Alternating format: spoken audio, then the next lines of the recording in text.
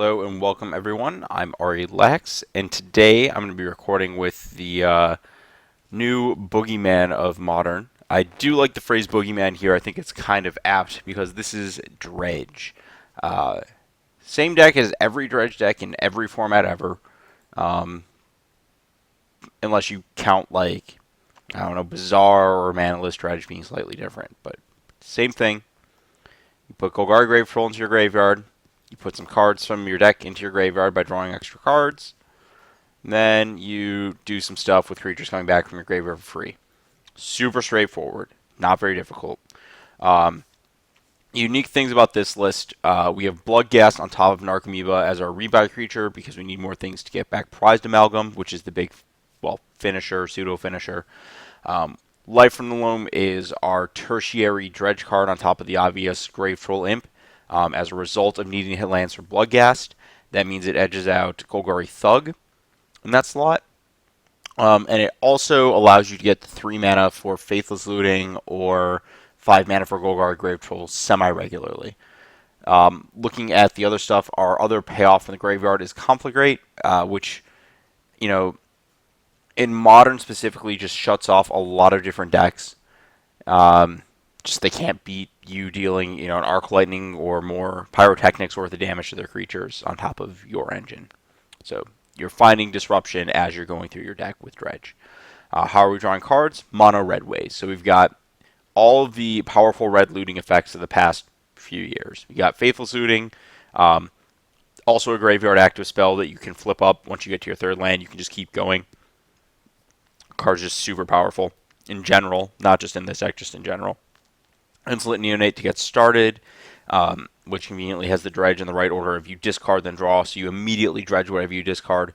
Then Cathartic Reunion, which is just the new super discard draw spell. Not quite as strong as some of the cards that past Dredge decks have had, but I'm thinking back to like Tolarian Winds, which is way back, and this card is similar but not as crazy.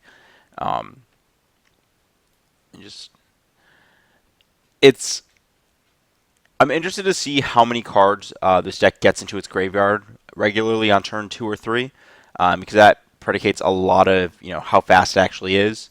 The interesting thing about Dredge is that there's this pretty consistent issue that I think this list gets around a little bit.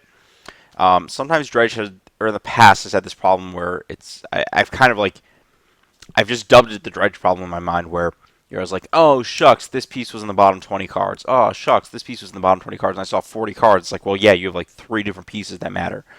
And this deck doesn't really have like Dread Returns, big creatures to reanimate, stuff like that. It just worries about, it's just got Dredge stack, creature stack that's relatively interchangeable, and spells that churn.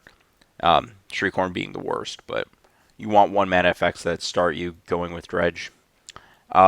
So I think that that's an upside to this Dredge deck that other Dredge decks have not had in the past, is that it's going to like miss a piece a little less often than it feels like it should, based on past experience. If you look at the mana, just straight up mono red, double Stomping Ground, because again, casting Life from the Loam is the most important spell to cast, because once you get that going, you can basically find all of your other non-red colors if you need them, which you really shouldn't beyond maybe casting a Stinkweed Imp. The Amalgam mana is just kind of there for sideboard games in case of Leyline. Got your free roll Copperline Gorges to get to Life from the Loam, a couple Dackmore Salvage to be able to always rebuy Bloodghast, and a Gemstone Mine in your 20 lands. Moving to the sideboard, bunch of Leylines from the Mirror, bunch of Nature's Claims for their Leylines, Ancient Grudges for Affinity and stuff, Lightning Axis for Infect and stuff, Gnaw of the Bone for other aggressive decks, Vengeful Pharaoh against other aggressive decks, specifically against Temur Battle Rage this card shuts off. Then a Dark Blast. You may notice I've kind of split this between like sweeping, powerful shutdown effects and spot removal. This card is a shutdown effect. That card shuts down Infect real hard. Basically the epitome of the Dredge mistake. And, well, Golgari Grave Troll is one half of the Dredge mistake, and Dark Blast is the other. Well, Golgari Grave Troll is basically, you've created a card with a bunch of flavor text and Dredge 6, but you intended the flavor text to be game text. And then Dark Blast is the other problem, where you've just created a repeated board state where you are completely, like every turn, like your cards don't matter because your opponent can just repeat this effect without significantly advancing the game. So I think it's just two sides of the same problem, and Dark Blast really, really puts the hurt on decks that it's good against. So I'm interested to see exactly how much better this deck has gotten. As a note, this deck I pulled off of Magic Online.